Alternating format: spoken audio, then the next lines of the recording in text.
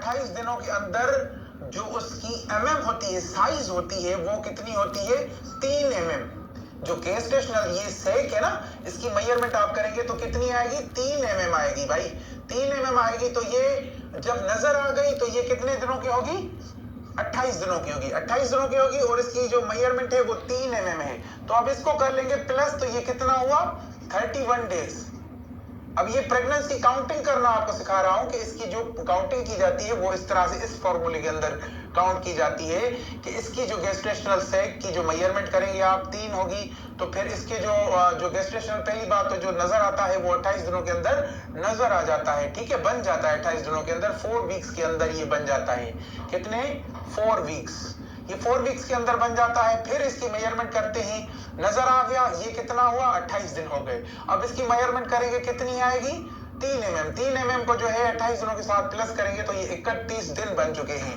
और same to same इसी तरह से अगर हम इसको जो है, अब इसकी मेजरमेंट हमने कर ली और इसकी जो मेजरमेंट है वो आ गई गेस्टेशनल सेक की, यहां से यहां तक मेजरमेंट की, वो आ गई 12 कितनी आ गई? 12 आ गई। तो इसको जो है प्लस करेंगे 28 दिनों के साथ, क्योंकि गेस्टेशनल सेक जो है वो हमें नजर किस तरह से आया था? जो गेस्टेशनल सेक था वो हमें 28 दिनों के अंदर नजर आ जाना चाहिए। तो 28 दिन उसके और 12 इसकी मेजरमेंट लगा के फिर कितने हुए? इसको बराबर अगर करेंगे तो 40 दिन। ये हो गई प्रेगनेंसी 40 दिनों की। इस तरह से जो है प्रेगनेंसी को काउंट किया जाता है और प्रेगनेंसी को काउंट करना बहुत जरूरी है।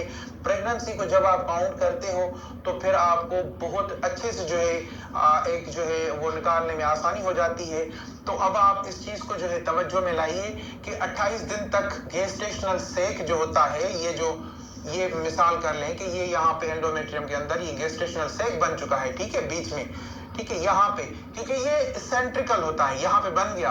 अब इसकी जो ये जो अभी नजर आता है ये 28 दिनों तक नजर आता है, मतलब 28 दिन तक ये गेस्टेशनल सेक बन जाता है। जब गेस्टेशनल सेक बन गया, इसकी मेजरमेंट करेंगे, मेजरमेंट जितना भी आएगी उस को 28 दिनों के साथ प्लस करेंगे, तो फिर जो आपको रिजल्ट आएगी वो उसके उतने डेज होंगे प्रेगनेंसी के। सो ये चीजें थी जो कि आज आपको मैंने इस लेक्चर के अंदर, बहुत इंपॉर्टेंट लेक्चर है जो कि इसके अंदर मैंने आपको समझाया कि भाई इस तरह से चीजें होती हैं। और मैं 1 मिनट लाइव चेक कर लूं। ओके, लाइव चल रही है, ठीक है जी। तो ये चीजें अपने ऊपर इंप्लीमेंट करें, इनके नोट्स बना के, फिर इस कैलकुलेशन को जरा समझिएगा।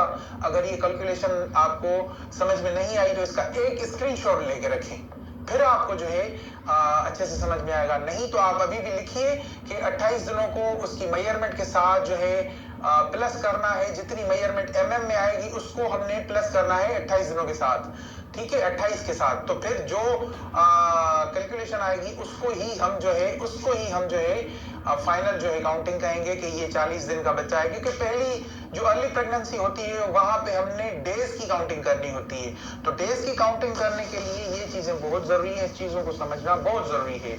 और इसके अलावा मैं समझता हूँ आज का लेक्चर बहुत आपके लिए हेल्पफुल भी रहा होगा, आपने इम्प्लीमेंट भी करेंगे अपने ऊपर। और इसके अलावा जो है आप ये भी करेंगे, कोशिश करेंगे कि इसको जो है मजीद जो है फिर अब इन नोट्स को देखेंगे, आपको जो डेली नोट्स हैं उनको देखा करें। एक सिर्फ आधा घंटा या 1 घंटा डेली निकाला करें।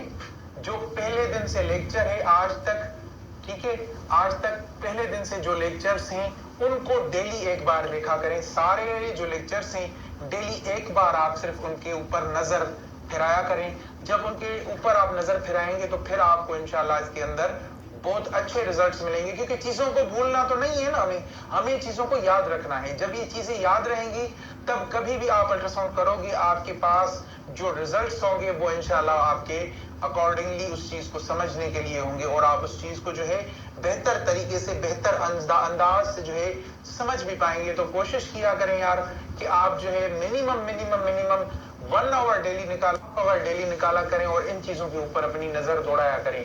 तो मैं समझता हूं कि बहुत लंबी हो गई ये क्लास और आज की क्लास को यहीं पे वाइंड अप करते हैं। कल यहां से कंटिन्यू करेंगे, यहां से चीजों को समझेंगे, यहां से मजीद जो है एक्सप्लोरेशन करेंगे अर्ली प्रेगनेंसी के ऊपर। अर्ली प्रेगनेंसी के अंदर ये जो पैथोलॉजीज हैं, ये जो कैलकुलेशंस हैं, इनको समझना, और फिर सेकंड ट्राइमेस्टर की तरफ चलेंगे, फिर थर्ड ट्राइमेस्टर की तरफ चलेंगे। उसके बाद जो है फिर ओप्स को सारे को फाइनल करके फिर इंशाल्लाह रिपोर्ट्स की तरफ आएंगे।